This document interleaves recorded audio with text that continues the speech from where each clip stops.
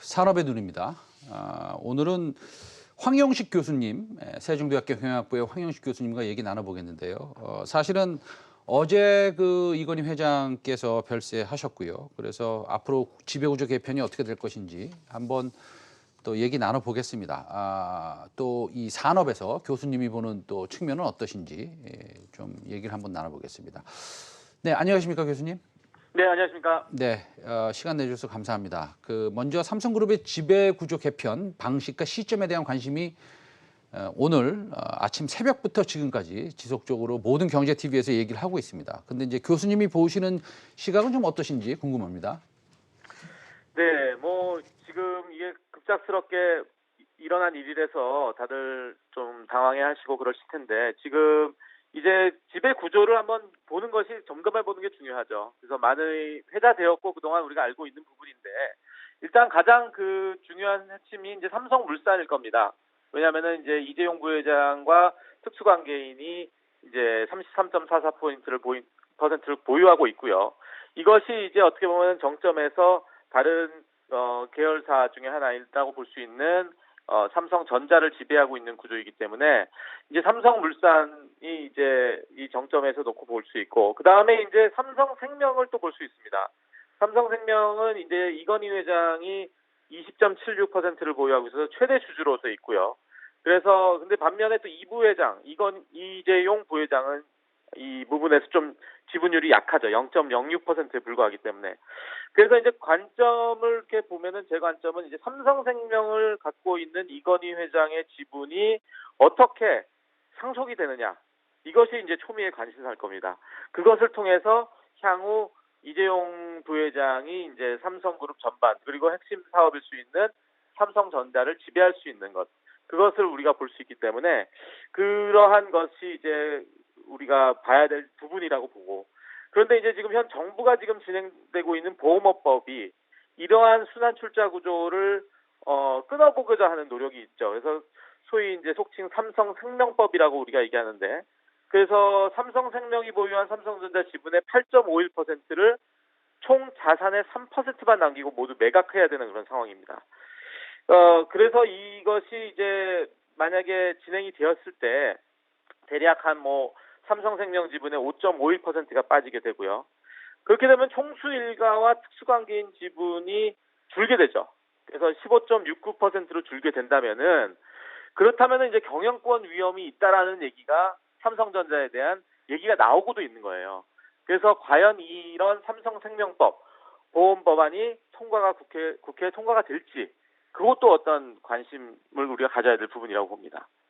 삼성전자의 지분이 좀 낮아서 경영권 위협이 있을 수 있다라는 것은 지금 글로벌 트렌드상 지분이 그래도 크진 않지만 네. 회사의 퍼포먼스가 중요한 것이고 회사를 어떻게 키우냐, 성장시키느냐가 중요한 것이지 사실은 지분이 5%가 준다고 해서 이것을 위험하다라고 하는 것은 일각의 얘기 아니겠습니까? 네, 이제 계속 어떤 경영권을 수성하기 위해서 우리가 결국에는 미국 기업이든 많은 유럽 기업들도 결국 이 지분 구조를 가지고 얘기를 하는 방식이 있고 지금 말씀하신 어떤 영업이라든지 경영 방식을 얘기하는 부분이 있기 때문에 어떤 한 부분을 간과해서는 안 된다고 생각합니다. 가버넌스 부분도 매우 중요한 부분이고 그것이 예전에 소버린 사태 때도 마찬가지로 SK가 큰 위협에 있었던 것들을 우리가 봤기 때문에 지금 이러한 이 지배구조의 연결고리를 끊으려고 하는 그런 어떤 정부의 움직임이 영향을 끼칠 수 있죠. 예. 알겠습니다. 삼성생명 하나 좀 교수님 여쭤보고 싶은데요. 삼성생명이 지금 이건희 회장이 20% 이상 가지고 있고, 그다음에 이재용 부회장께서는 이제 1%도 안 되는 지분을 가지고 있지 않습니까? 근데 맞습니다. 이제 20%를 갖다가 물려받을 겁니다. 상속을 받을 건데. 반면에 삼성생명법에 의해서 삼성전자를 또 한 20조 원 어치를 팔아야 돼요. 삼성생명은요. 그렇죠. 그러면은 어쨌든 간에 이 20%를 지분을 받으려면 돈이 있어야 되지 않습니까? 네. 근데 그러면 삼성생명을 좀 일부를 팔 수도 있다는 시각이 있고요. 오너가. 반면에 뭐 그걸 팔든 안 팔든 간에 삼성생명은 또 삼성전자의 지분을 팔면은 지금 현재 삼성생명의 시가총액 15조 정도 되는 부분하고 20조가 현금으로 들어오면 그걸 또 뭐 투자도 할 수 있고 회사를 또 성장시킬 수 있는 측면이 있다고 본다면 이 밸류는 그러면 이게 플러스입니까 마이너스입니까? 이제 저는 뭐 제가 정확하게 답을 드릴 수 있는지 모르겠지만은 네. 지금 삼성생명이 가장 좋은 제가 보는 시나리오는 뭐 개인적 사견인데 네네. 삼성생명이 털어야 될 어떤 지분을 어떻게 보면 삼성물산이 한번 껴안는 그런 방식으로 간다면은 네. 어떻게 보면은 현 순환 출자 구조를 이 삼성 이제 이 오너 일가들의 입장에서 얘기한다면은 이 유지가 되면서 경영권이 좀 안정화될 수 있는 부분이 있다고 좀 봅니다. 알겠습니다. 그럼 삼성생명을 삼성물산이 가져간다 그러면 어쨌든 삼성생명은 삼성전자를 판 그 무지막지한 자금을 갖다가 삼성물산한테 배당을 할 테고 삼성물산은 또 오너 일가한테 배당을 하기 때문에 삼성생명도 좋고 결론적으로는 삼성물산도 좋다. 뭐 이 정도로 결론을 지으면은 무리가 그게 없겠네요. 최적의 제가 보는 시나리오긴 합니다. 알겠습니다. 다시 이제 돌아가 가지고요.